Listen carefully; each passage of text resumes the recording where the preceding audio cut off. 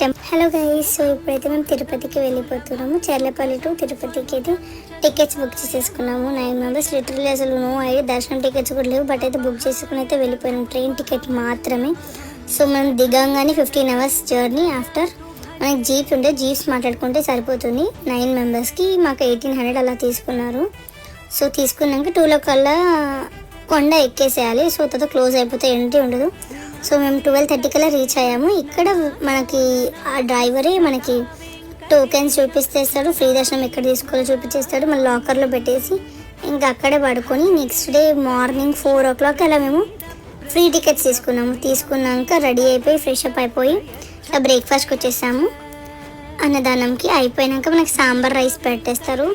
తర్వాత fresh up అయి మళ్ళీ మెయిన్ టెంపుల్కి వెళ్ళేసి అయిపోయినాక మేము ఇంకా వరహస్వామి టెంపుల్కి వెళ్ళాం. ఫస్ట్ మెయిన్ టెంపుల్కి వెళ్ళాము, వరహస్వామి టెంపుల్కి వెళ్ళాలి.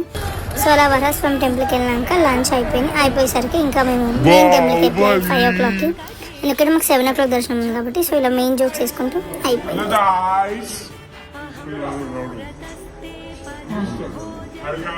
Hi guys.